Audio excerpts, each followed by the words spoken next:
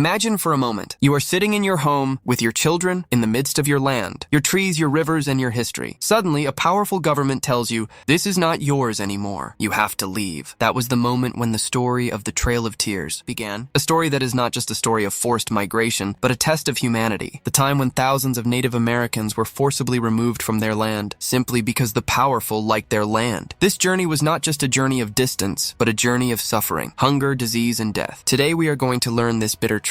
The southeastern region of the United States, where there were green forests, fertile lands, and beautiful stories of cultures, was inhabited by Native American tribes for centuries. The Cherokee, Creek, Choctaw, Chickasaw, and Seminole nations had established their own distinct civilization, language, laws, and way of life. These nations lived in harmony with nature, but to white settlers, this land was considered empty. They believed that development was justified by taking these areas from their true owners. This was the thinking that laid the foundation for the tragedy that was to come. In the 1820s and 1830s, America was expanding rapidly. Manifest destiny, the belief that the land was given to them by God's will, had become the slogan of American politics. The fertile lands of the South were considered extremely valuable for cotton production. When white farmers set their eyes on these lands, the Native Americans became an obstacle. They had no cannons, no guns, no political power, only their traditions and love for their land. But love proved weak in the face of power. In 1830, U.S. President Andrew Jackson introduced a law, the Indian Removal Act. The purpose of this law was clear: to remove Native American tribes from the eastern territories and send them to the western frontier. Jackson claimed that this measure was for the protection of the tribes, but in reality it was a systematic scheme to seize land. Jackson himself said, "This separation will be better for them, because now they will not be in the way of the white man." This sentence alone was enough to understand how terrible the end of this story was going to be. This law was passed by the U.S. Congress by only a few votes. Some members opposed it, saying that it would be tyranny, but the majority remained silent. Under this law, almost more than 100,000 Native Americans were forced to leave their lands. The government promised that they would be given new lands in the West, and their journey would be safe. But the reality on the ground was completely different. There was no provision for food, no protection from the cold, no convenience of the road. A state decision became a death sentence on millions of lives. The Cherokee Nation did not take up arms. They resorted to the law. They raised their voice for their rights in the U.S. courts. They said, "We are a sovereign people. Our land is ours." Their case, Worcester vs. Georgia, 1832. The court ruled that the state of Georgia had no jurisdiction over Cherokee land. This decision was a ray of hope for them, but President Andrew Jackson ignored the court's decision and said, "The court has ruled. Now let it go and enforce it. Power won, law lost." In 1835, the U.S. government obtained the signatures of a few Cherokee representatives on a so-called Treaty of New Echota. These representatives did not represent the entire nation, but the government used this treaty as the basis for their expulsion. The Cherokee people called the treaty treason, but their voices were suppressed. Then in 1838, troops were sent to remove the people at all costs. Homes were burned, livestock were taken, and families were separated. In the fall of 1838, the U.S. military captured thousands of Cherokee men, women, and children. They were all locked in camps without food, without proper clothing. A few weeks later, they were forced to walk thousands of miles to the western region, present-day Oklahoma. It was cold, snowy, rainy, and the journey was long. Many died of hunger, many from disease. Mothers carried the bodies of their children on their shoulders as they walked. In the Cherokee language, this journey is called Nuna Tsuni, meaning the path where we cried. Later, it was called the Trail of Tears in English. The name itself describes the depth of the tragedy. It is estimated that more than 4,000 people of the Cherokee tribe alone died during this journey. They died not from hunger, disease, or cold, but from injustice. This journey became a scar on the forehead of humanity that has not been erased to this day. During this journey, about 9 different caravans set out. Each caravan included hundreds of people, including children, the elderly, and women. Some routes passed along the riverbank, some through the forests, some through the snowy mountains. Many people fell ill along the way, but they were not allowed to stop. The soldiers would order, "Move forward." Those who stopped were left behind. In some places, the local white people helped, gave bread or blankets, but most closed their doors. Humanity left man alone. As the cold grew, the number of bodies also increased. Small graves were dug along the caravan route. No one had time to bury, no one had the strength to cry. Only the traces of footsteps and the moisture of tears remained. Some people continued on without burying their loved ones, because stopping was not allowed. This journey was not only a journey of physical, but also a journey of spiritual defeat. The Trail of Tears became another name for the decline of human conscience. The greatest loss was suffered by children and women. Weak bodies, hunger, and cold took away their strength. Many mothers lost their newborn babies along the way. Some children saw their parents die. Some became orphans and were lost in the caravans. These stories had one thing in common: helplessness. Their names may not be on the pages of history, but their tears can still be felt flowing on American soil today. Some American soldiers who were assigned to this this mission would later write in their letters that they were ashamed of all this. One soldier said, "I have seen many wars, but I have never seen such suffering." This sentence is a testament to the fact that not every soldier was a murderer. Some were just slaves to orders. But this slavery was the greatest disaster. When a man forgets humanity while obeying orders, history does not stop itself, it punishes. There were some Cherokee leaders who, despite this cruelty, encouraged their people. One of them was the famous John Ross.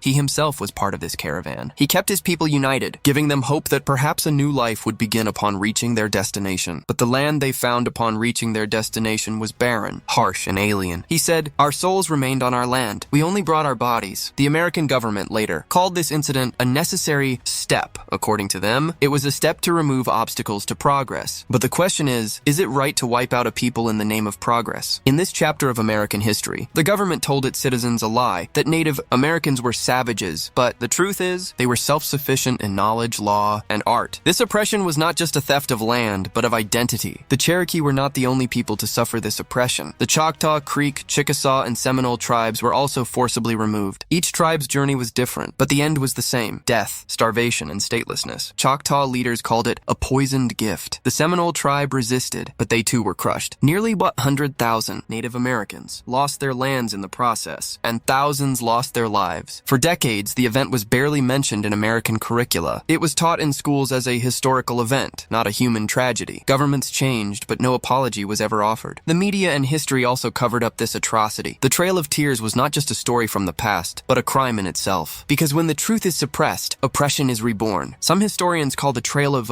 Tears a forced displacement, while others consider it the beginning of genocide, because the goal was not just to take land, but to erase the identity of a people. Their customs, language, and culture were made irrelevant. Historian Howard Zinn writes, "The event is a permanent wound on the conscience of America." And indeed, this wound has not healed today. Native American communities in America today are still calling for justice. Issues of land rights, education, health, and sovereignty still remain. The Trail of Tears is part of their collective consciousness. Commemorative events are held every year to remind the world progress can never be built on the tears of a nation. The U.S. government expressed regret for the incident in the late 20th century, but never formally apologized. Some states have built memorials so that new generations can know the truth. But the question remains, are monuments enough? Or will justice only come when the mistakes of the past are truly acknowledged? Perhaps this is the moment when we should stop and think. What has man lost in the intoxication of power? It is a mirror, showing us how history tramples humanity when power becomes greater than morality. This event affected not just one generation, but many generations. Even today, the Cherokee and other Native tribes keep the grief of their ancestors alive in their stories, songs, and ceremonies. For them, it is not just history, but a living memory, a wound that has deepened rather than healed over time. American society, which calls itself the champion of freedom and justice, has still not been able to fully respond to this tragedy. The question is, can a nation be founded on injustice? When justice is buried in history, how strong can the edifice of the future remain? The Trail of Tears not only took away land, but also trust. Native Americans lost faith in government. They learned that promises are only on paper. In reality, the powerful write the law. Treaties that were called friendships were actually political deceptions, and this deception later became the hallmark of American politics. This incident is a symbol of the